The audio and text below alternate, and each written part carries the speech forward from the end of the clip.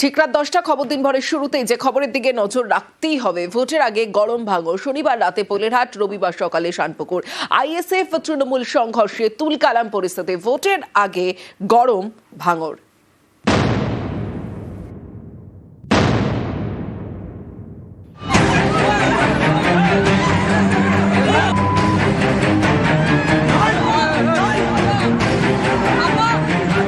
শনিবার রাতে সংঘর্ষ,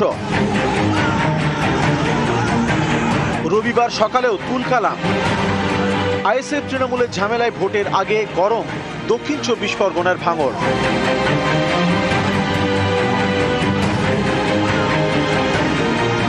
ভাঙড়ের শানপুকুর গ্রাম পঞ্চায়েতের চিনিপুকুর। রবিবার সকালে এখানে ছিল রাস্তার উদ্বোধন উপলক্ষে তৃণমূলের অনুষ্ঠান। তার আগেই ধুন্ধুমার। অভিযোগ, অনুষ্ঠান শুরুর আগে তৃণমূল কর্মী সমর্থকদের উপর হামলা চালায় আইএসএফ এর লোকজন। আগ্নেয়াস্ত্রের বাঁট দিয়ে মারধর করে। এই অভিযোগ মানতে নারাজ আইএসএফ। তাদের পাল্টা দাবি, চিনিপুকুরের পাশেই নিমকুড়িয়ায় তাদের রক্তদান শিবির চলছিল, সেখানে তৃণমূল হামলা চালায়। ডোনারদেরকে নিয়ে আসছিল তৃণমূলের আশ্রিত দুষ্কৃতীরা, তারা আক্রমণ করেছে। বাংলার মানুষ বুঝতে পারছে তৃণমূল কংগ্রেসের কালচারটা যে কোথায় গেছে। এটাকে আমরা মেনে নেব না, এটা আমরা শেষ দেখি ছাড়ব। আইএসএফ আশ্রিত বেশ কিছু সমাজ বিরোধী নওশাদের মদতে সভাটাকে বানচাল করার চেষ্টা করেছিল। এত রক্তদান শিবির হয়েছে, কেউ বাধা দিতে পারেনি, আর আজকের বাধা দিয়েছে। সম্পূর্ণ মিথ্যা কথা। এই নাটক আর বেশি দিন চলবে না। আগামী দিনে আরো তীব্র থেকে তীব্র আন্দোলন হবে, লড়াই আগামী দিনে মাঠে ময়দানে হবে।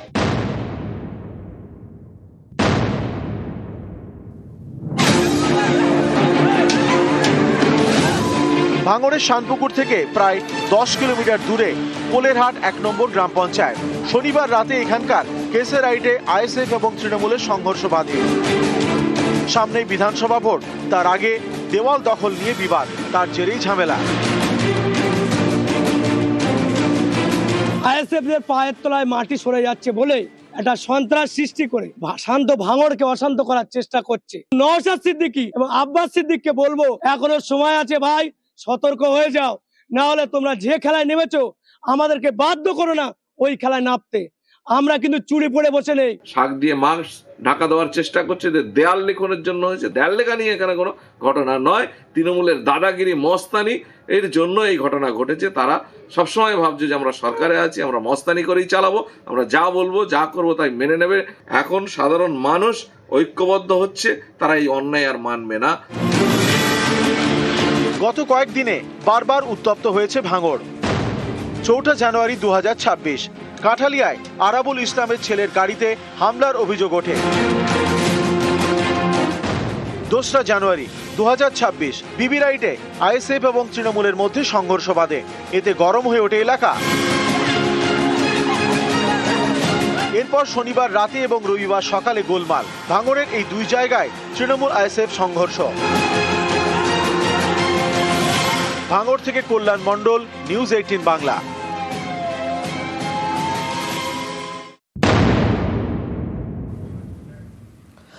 ভোটের আগে গরম ভাঙড়, গরম পশ্চিম মেদিনীপুরের চন্দ্রকোনা। শনিবার সন্ধ্যায় শুভেন্দু অধিকারী গাড়ির সামনে বিজেপি তৃণমূলের স্লোগান, পাল্টা স্লোগান, হাতাহাতি। বিরোধী দলনেতার গাড়িতে হামলার অভিযোগ। অভিযুক্তদের গ্রেফতারের দাবিতে গভীর রাত পর্যন্ত চন্দ্রকোনা রোড বিট হাউস ফাঁড়িতে শুভেন্দু। বিজেপি তৃণমূল দুপক্ষই পুলিশের কাছে লিখিত অভিযোগ জানিয়েছে।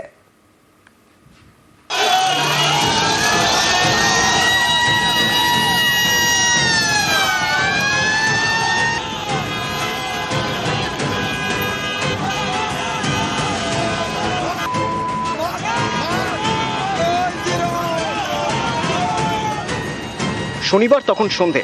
বিরোধী দলনেতা শুভেন্দু অধিকারীর গাড়ির সামনে স্লোগান, পাল্টা স্লোগান। একদিকে বিজেপি, আরেকদিকে তৃণমূল। এরপরেই দুপক্ষের হাতাহাতি।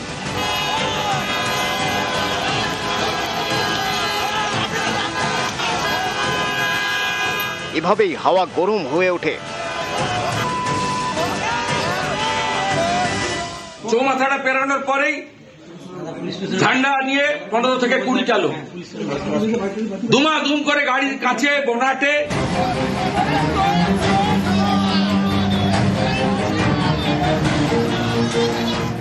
শনিবার পুরুলিয়ায় সভা ছিল শুভেন্দুর। সভা শেষে পশ্চিম মেদিনীপুরের চন্দ্রকোনা রাস্তা ধরে ফিরছিলেন। রাস্তার একদিকে বিজেপি কর্মী সমর্থকরা, অন্যদিকে তৃণমূল। শুরু হয় স্লোগান, পাল্টা স্লোগান, থেমে যায় শুভেন্দুর গাড়ি। এই সময় দুপক্ষের মধ্যে শুরু হয় হাতাহাতি।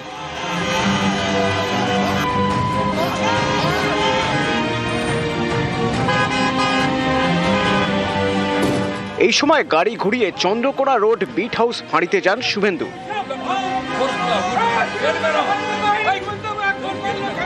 আইসির ঘরে ঢুকে মেঝে বসে পড়েন। তার গাড়িতে হামলা চালানোর অভিযোগে সরব হন। অভিযুক্তদের গ্রেপ্তারির দাবি জানান। এখানে বসলাম যতক্ষণ না অ্যারেস্ট করবেন,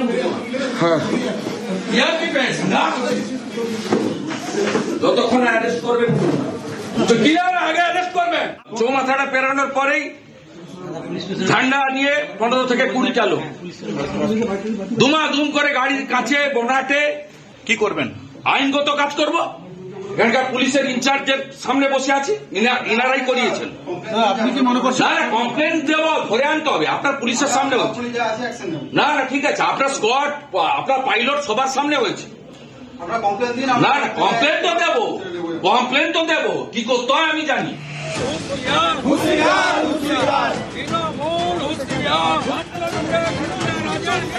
রাত 1:30টার পর ফাঁড়ি থেকে বেরোন শুভেন্দু অধিকারী। অভিযোগে মামলা করলো না, আমরা উচ্চ আদালতে মঙ্গলবার যাব, আর মঙ্গলবার দিন বেলা 2টায় চন্দ্রকোনা রোড চলো, ঝান্ডার সঙ্গে ডান্ডা লাগিয়ে হাজার হাজার।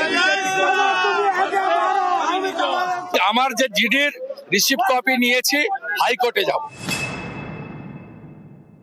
সাধারণ মানুষ জয় বাংলা স্লোগান দিচ্ছিল, জমিদারদের জমিদারি অ্যাটিটিউড দেখিয়ে শুভেন্দু অধিকারী বলেছে যারা জয় বাংলা স্লোগান দিয়েছে সিআরপিএফ কে নির্দেশ দিয়েছিল তাদেরকে পেটাতে। সিআরপিএফ তো বহিরাগত, বাংলার মাটি চেনে না, তার জন্য তৃণমূলকে পেটাতে বলেছে, সামনে যাকে পেয়েছে পিটিয়ে দিয়েছে।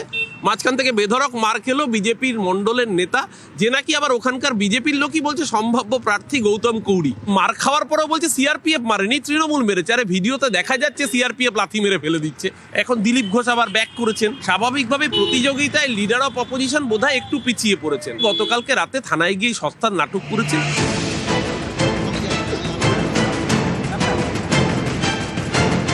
তৃণমূল বিজেপি দুপক্ষই একে অন্যের বিরুদ্ধে চন্দ্রকোনা রোড বিট হাউস ফাঁড়িতে অভিযোগ জানিয়েছে। কমপ্লেন্ট হয়েছে, উভয় পক্ষেই কমপ্লেন্ট হয়েছে। আমরা এখনো ইনভেস্টিগেশনে আছি, যেহেতু কালকেই রাতে ঘটনা ঘটেছে। সবাই দেখেছেন কি হয়েছে না হয়েছে, ওখানে আমাদের সবাই মিডিয়া বন্ধুরা ছিল, পুলিশও ছিল। আমরা ইনভেস্টিগেশন করে আইন অনুযায়ী যা অ্যাকশন নেওয়া হবে আমরা ওটা করে নিই।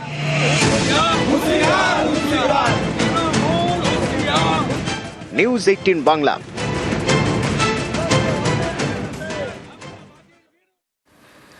শীতের রবিবাৎসরীয় দিন, আর তাতেই সরগরম রাজনীতি। আইপ্যাকে ইডি তদন্তে বাধার অভিযোগ, আর একই সঙ্গে চন্দ্রকোনায় কনভয়ে হামলার অভিযোগে পথে নামেন আজ বিরোধী দলনেতা শুভেন্দু অধিকারী। যাদবপুর এডবি থেকে দেশপ্রিয় পার্ক পর্যন্ত মিছিল করেন শুভেন্দু অধিকারী, আর সেখানেই শুভেন্দুর ফের এসআইআর হুঙ্কার। ইতিমধ্যেই 58 লক্ষের নাম বাদ বলে মন্তব্য করেছেন বিরোধী দলনেতা। 14 ফেব্রুয়ারির পর তৃণমূল আর ভোটে লড়তে চাইবে না বলে কটাক্ষ শুভেন্দু অধিকারীর। এসআইআর পরে 58 লক্ষ চলে গেছে, এ তো পহলে ঝাঁকি হ্যায়, কাশি মথুরা বাকি হ্যায়। সকালবেলা ব্রেকফাস্ট হয়েছে, তো ড্রাফট ভোটার লিস্ট শুনানি চলছে। 14 ফেব্রুয়ারি ফাইনাল ভোটার লিস্ট হবে, লাঞ্চ হবে, ডিনার হবে হারিয়ে। ওই দিন দেখবেন তৃণমূল বলছে আমরা আর ভোটে লড়বো না, এই ভোটার লিস্টে আমরা ভোটে লড়বো না। বিজেপি যে পথেই শুরু করুক শেষে পরাজয়ী হবে বলে কটাক্ষ করেছেন তৃণমূল নেতা কুণাল ঘোষ। ওরা যে পথেই শুরু করুক, আলটিমেটলি গিয়ে বিধানসভার কাছে গিয়ে পথটা দুভাগে ভাগ হবে। একটা পথ তৃণমূলের পথ, সেটা সরকার পক্ষ অর্থাৎ জয়ী পক্ষে যাবে, আর একটা পথ পরাজিত অর্থাৎ বিরোধী পক্ষে যাবে। বিষয়টা হচ্ছে শেষটা করবেন ওনারা পরাজিত, হতাশ, বিধ্বস্ত মানুষের দ্বারা প্রত্যাখ্যাত হিসাবে। বিধানসভা ভিত্তিক চার্জশিট বিজেপির, আগেই আর্থিক চার্জশিট প্রকাশ শুভেন্দু শ্রমিকের। এবার প্রতি বিধানসভা ভিত্তিক চার্জশিট বিজেপির। 294 বিধানসভা চার্জশিট প্রকাশ করবে বিজেপি। শিক্ষা, স্বাস্থ্য, কর্মসংস্থানের বর্তমান অবস্থার রিপোর্ট, বিধানসভা ভিত্তিক রিপোর্ট পেশ করবে বিজেপি। প্রতিটি বিষয় হচ্ছে স্থানীয় সমস্যা কেন্দ্রিক। যে চার্জশিটগুলো গিয়েছে তার কারণ তৃণমূল এবং তার আগের বামেরা একটা জিনিস নির্দিষ্ট করেছিল যে কলকাতা এবং তার 20 কিলোমিটারের বাইরে কোনো পশ্চিমবঙ্গের অস্তিত্ব নেই। উল্টো দিকে দাঁড়িয়ে আমরা ভারতীয় জনতা পার্টির তরফ থেকে চেষ্টা করছি যেসব সমস্যা এলাকায় আছে বিধানসভা ভিত্তিক সেগুলোকে অ্যাড্রেস করতে, এবং আমরা এটার সঙ্গে এটাও চেষ্টা করছি যে 26-এর পরে সরকারে এলে আমরা কোন কোন বিষয়কে গুরুত্ব দেব সেটা মানুষের সামনে আনতে চাইছি। এ নিয়ে কটাক্ষ করেছেন কুণাল ঘোষ। বিজেপিকে বকেয়ার চার্জশিট ধরাবে জনতা, মন্তব্য কুণালের। বাংলার মানুষের কাছে যখন যাবেন তারাও প্রশ্ন করবেন আমার 100 দিনের টাকা কোথায় বিজেপি। গরিব মানুষের কাছে যাবেন, মানুষ চার্জশিট দিয়ে জিজ্ঞাসা করবে আবাসের টাকা কোথায় বিজেপি।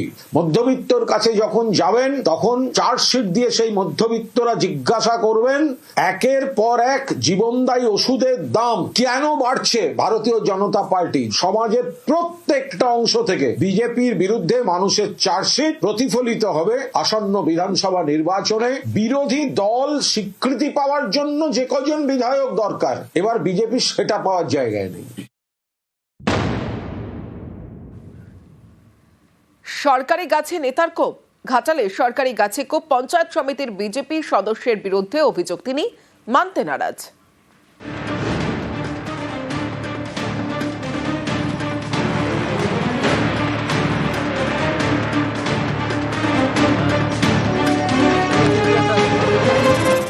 একের পর এক গাছে কোপ, পরপর সরকারি গাছ সাফ।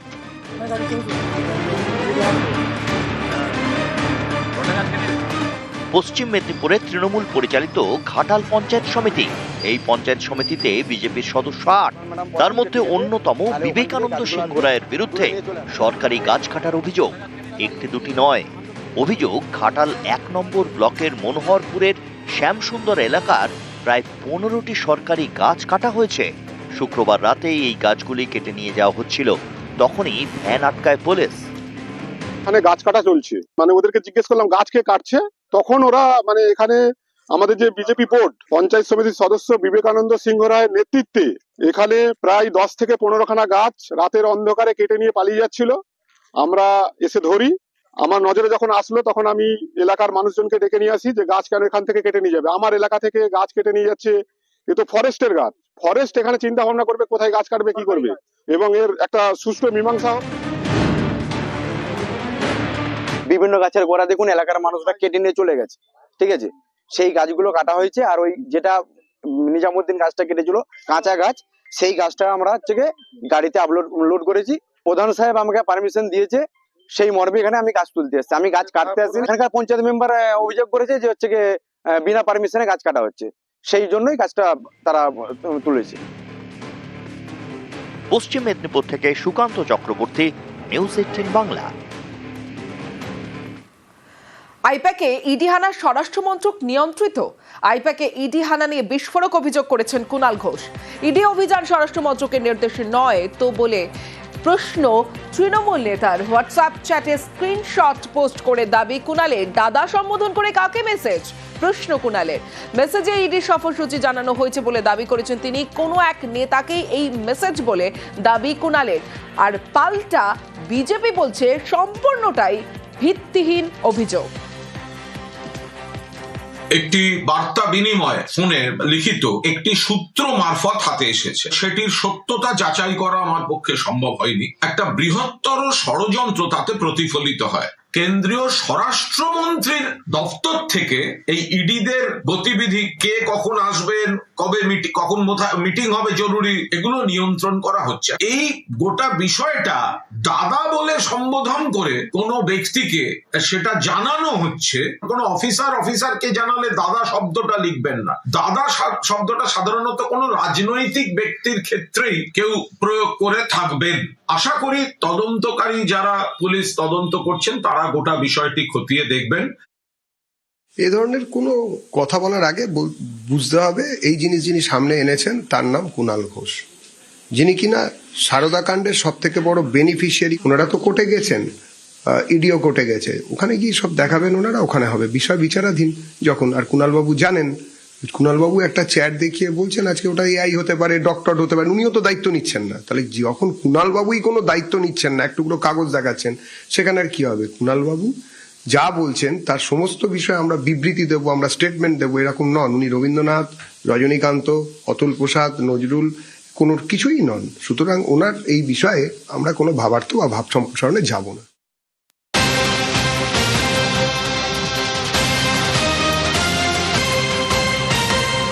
রেজিস্টার বুকে সই নেই ইডি অফিসারদের। প্রতীকের আবাসনে রেজিস্টার বুক বাজেয়াপ্ত পুলিশের। আবাসনে ঢোকার সময় সই করেননি ইডি অফিসাররা।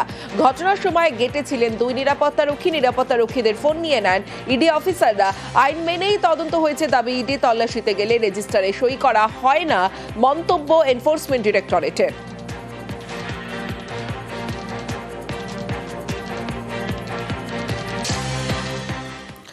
আজও হলো না অপারেশন। গতকালই নিউটাউনের বেসরকারি হাসপাতালের বিরুদ্ধে অভিযোগ ওঠে। অর্ধেক অপারেশন করে আরও টাকার দাবির অভিযোগ। বিক্ষোভের মুখে চাপে পড়ে পিছু হটে বেসরকারি হাসপাতাল।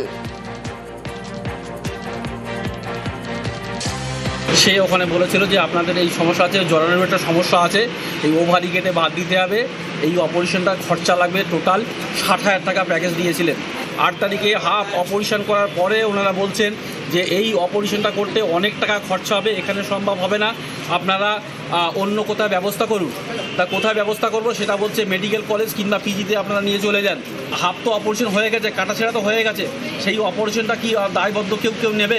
হাফ অপারেশন করে এখন ওনারা রেখে দিয়েছে। কি বলছে কি এখন ওনারা বলছেন যে আমরা এখান থেকে ডিসচার্জ করে দেবো, আপনারা পেশেন্ট নিয়ে চলে যান। কি হয়েছিল আপনার? আমার এই পেটে সিস্ট হয়েছিল, টিউমার হয়েছিল, তাই। আচ্ছা আচ্ছা, আপনাকে প্রথমে অপারেশন করা হয়? হ্যাঁ, আগে একবার হয়েছিল, এখন একবার। বিনামূল্যে রোগী চিকিৎসার দায়িত্ব নেয় তারা। পরিবারকে লিখিত আশ্বাস। চেয়ারম্যানের দাবি রোগীর পেট কাটা হয়নি।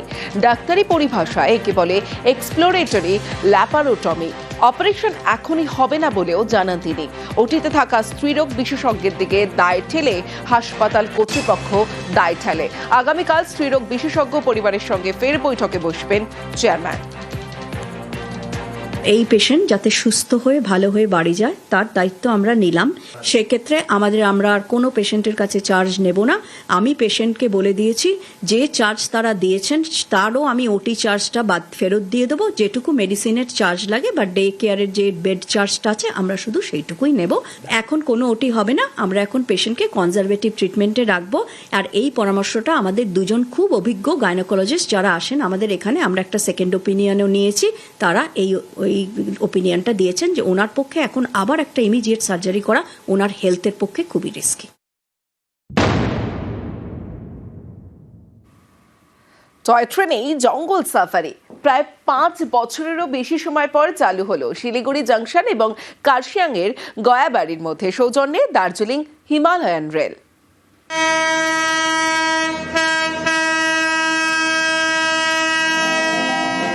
চা বাগান, জঙ্গলের বুকে কুচিকচিক।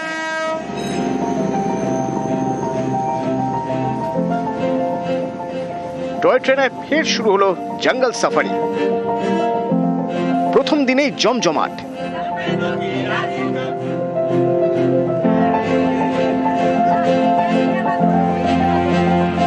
पहली बार जा रही हूँ, मजा आ रहा है बहुत। मैं अपनी बहन और दादा दादी के साथ जा रही हूँ। শিলিগুড়ি জংশন এবং কার্শিয়াংয়ের গয়াবাড়ি, এর মধ্যে পড়ে 3টি স্টেশন। পাহাড়ি পথে দুপাশে চা বাগান আর জঙ্গল। করোনার সময়ে অর্থাৎ 2020 থেকে এই রুটে বন্ধ হয়ে যায় জঙ্গল সাফারি। পর্যটনের মরশুমে ফের টয় ট্রেনে জঙ্গল সাফারি চালুর উদ্যোগ নেয় দার্জিলিং হিমালয়ান রেল। একটি বেসরকারি সংস্থার সঙ্গে হাত মেলায় ঠিক হয় শনিবার, রবিবার এবং সরকারি ছুটির দিন ছুটবে খেলনা গাড়ি। এরপর রবিবার থেকে পরিষেবা শুরু। টয় ট্রেনের 3টি কামরার মধ্যে 2টি থাকছে বেসরকারি সংস্থার হাতে। সেখানে থাকছে খাওয়া দাওয়ার ব্যবস্থা। মাথাপিছু খরচ 2199 টাকা। বাকি একটি কামরার মাথাপিছু ভাড়া 1000 টাকা। আমরা 21 জন আছি, পুরো ফ্যামিলি নিয়ে যাচ্ছি। পিকনিক হিসাবে আমরা প্রথম এনজয় করতেছি আজকে, খুব ভালো লাগতেছে, খুব ভালো লাগতেছে। ये सारा अनुभव हमारे सिलीगुड़ी के लोगों के लिए बहुत एक नया तरह का अनुभव रहेगा और ऐसा यादगार अनुभव रहेगा जो कि ट्रेन, पहाड़ और पिकनिक ये तीनों मिला करके एक ऐसा अनुभव रहेगा हमारे लोगों के लिए जो वो जीवन भर कभी नहीं भूल पाएंगे। বেসরকারি সংস্থার হাত ধরে ফের পর্যটকদের জন্য নয়া পরিষেবা চালু করলো দার্জিলিং হিমালয়ান রেলওয়ে কর্তৃপক্ষ। শিলিগুড়ি জংশন থেকে গয়াবাড়ি, মাঝে শুকনা, রংটং, তিনধারিয়া তিনখানা স্টেশন ক্রস করে ট্রেন গিয়ে পৌঁছবে একেবারে গয়াবাড়িতে। মাঝে থাকছে বিনোদনের আয়োজন। ক্যামেরায় অলোক কুমার দের সঙ্গে পার্থপ্রতিম সরকার, নিউজ 18 বাংলা, শিলিগুড়ি। একটানা কম তাপমাত্রা, পুরুলিয়ায় শিশির জমে বরফ। পৌষ সংক্রান্তি থেকে ফের জেলায় জেলায় ঝাঁকিয়ে শীত।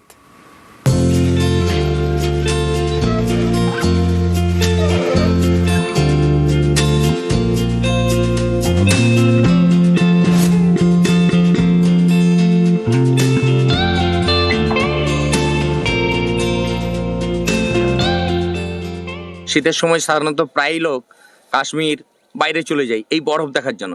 যে বরফ আমরা কিন্তু পুরুলিয়াতে দেখতে পাচ্ছি এই তুষারপাত। গাড়ির উপরে জমে বরফ। এটা দার্জিলিং নয়, পশ্চিমের জেলা পুরুলিয়া। দিন সাতেক ধরে পুরুলিয়ার পারদ নেমেছে 10-এর নিচে। বিশেষজ্ঞদের মতে একটানা এতটা কম তাপমাত্রা থাকার কারণেই শিশির জমে বরফ। দিন সাতেক ধরে এই বরফের দেখা মিলছে ভোরের পুরুলিয়ায়, বেগুনকোদর, অযোধ্যার নানা এলাকায়। শীতের দীর্ঘ রাত হয়, নিম্ন বায়ুমণ্ডলে আপেক্ষিক আর্দ্রতা বা ভূপৃষ্ঠের আর্দ্রতার পরিমাণ বেশি থাকে, শান্ত এনভায়রনমেন্ট থাকে। সেক্ষেত্রে ইভিনিংয়ের পর থেকে যখন লং ওয়েভ টেরেস্ট্রিয়াল বিকিরণ সংঘটিত হয়, গভীর রাত বা ভোরের দিকে নিম্ন বায়ুমণ্ডল মানে ভূপৃষ্ঠের কাছাকাছি বায়ু অনেকটাই শীতল হয়ে যায়। এক্ষেত্রে জলীয় বাষ্প ভেপার স্টেজ থেকে সলিড স্টেজ আইস ক্রিস্টাল বা ফ্রস্টে রূপান্তরিত হয়। রবিবার তাপমাত্রা চড়েছে দক্ষিণের জেলাগুলিতে। এক ধাক্কায় তাপমাত্রা বেড়েছে প্রায় 3 ডিগ্রি। আবহাওয়া দপ্তর জানিয়েছে এটা সাময়িক, বুধবার থেকে ফের নামবে পারদ। আগামী দুদিনের মধ্যে আবার তাপমাত্রা কমে যাবে। কলকাতা পার্শ্ববর্তী অঞ্চলের জন্য আগামী এক সপ্তাহ 12 ডিগ্রি কাছাকাছি কন্টিনিউ করার সম্ভাবনা, ঠান্ডা বজায় থাকবে। পশ্চিমের জেলাগুলো স্বাভাবিকভাবে কলকাতার থেকে আরও 3 থেকে 4 ডিগ্রি তাপমাত্রা কম থাকবে। পুরুলিয়া, পূর্ব পশ্চিম বর্ধমান, বীরভূম, সেই সাথে মুর্শিদাবাদ, নদিয়া এই জেলাগুলোতে অনেক জায়গাতেই সর্বনিম্ন তাপমাত্রা 8 থেকে 10 ডিগ্রি কাছাকাছি থাকবে। উত্তরবঙ্গের ক্ষেত্রে সর্বনিম্ন তাপমাত্রা রিপোর্ট হচ্ছে দার্জিলিংয়ের পাহাড়ি এলাকায় 2 ডিগ্রি কাছাকাছি রয়েছে। তাপমাত্রা এর কাছাকাছি কন্টিনিউ করবে উত্তরবঙ্গের জেলাগুলির জন্য, খুব বেশি পরিবর্তন হবে না রাতের তাপমাত্রা। নিউজ 18 বাংলা।